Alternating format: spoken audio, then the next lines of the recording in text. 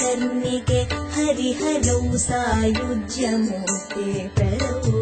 वादन्तौ कुरुतः परं परमुभौ जन्तो प्रयाणोत्सवे मद्रूपो मनुजोऽयमस्तु हरिण प्रोक्तः शिवस्तक्षणात् तन्मद्याद्गुलाजनो गरुडगः पीताम्बरो निर्गतः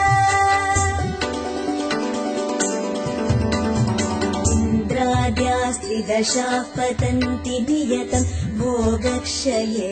ये पुनर्जायन्ते मनुजास्ततोऽपि पशवः कीटाः पतङ्गादय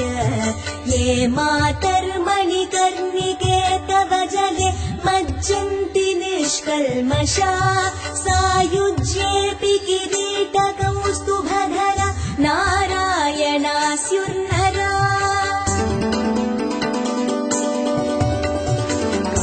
काशीधन्यतमा विमुक्तनगरी सालङ्कृता गङ्गया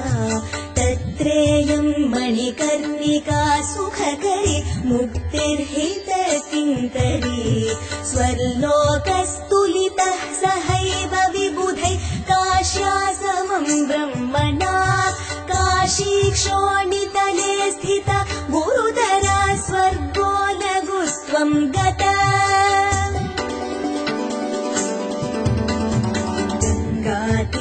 गङ्गातीरमनुत्तमं हि सकलं तत्रापि काश्योत्तमा तस्यां सा मणिकर्णिकोत्तमतमा यत्रेश्वरो मुक्तिद देवानामपि दुर्लभं स्थलमिदं पापौघनाशक्षमं पूर्वोपार्जितपुण्यपुञ्जगमकं पुण्यैर्जनैर्प्राप्यते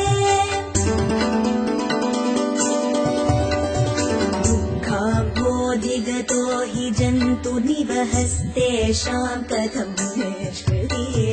ज्ञात्वा तद्धि विरिञ्चिना विरचिता वाराणसी शर्मदा लोका स्वर्गसुखास्ततोऽपि लघवो भोगातपातप्रदा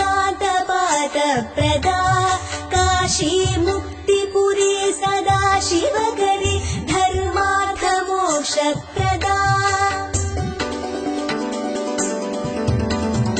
एको वेणुधरो धराधरधर श्रीवत्सभूषारर योऽप्येकः किल शङ्करो विषधरो गङ्गाधरो माधव ये मातर्मणिकर्णिके तव जले मज्जन्ति ते मानवा रुद्रावाहरयो भवन्ति बहवस्तेषां बहुत्वं कथम् त्वत्तीरे मरणं तु मङ्गलकरं देवैरपेष्लाद्यते शक्रस्तं मनुजं सहस्रनयनैर्द्रष्टुं सदा तत्पर आयातं सविता सहस्रकिरणैर्प्रत्युद्गतो भूत् सदा पुण्योऽसौ वृषभोऽथवा गरुडगः किं मन्दिरं यास्यति मध्याह्ने मणिकर्णिका स्नपनजं पुण्यं नवस्तुं शव स्वीयैरब्धशतैश्चतुर्मुखधरो वेदाथ दीक्षा गुरु योगाभ्यासबलेन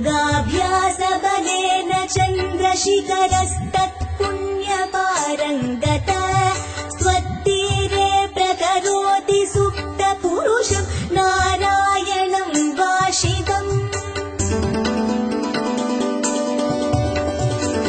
श्रैकोटिशतैः स्वपापनिधनं यच्छाश्वमेधै परम् तत्सर्वं मणिकर्णिका स्नपनजे पुण्ये प्रविष्टं भवेत् स्नात्वा स्तोत्रमिदं नरः पठति चेत् संसारपाथो निधिं तीर्त्वा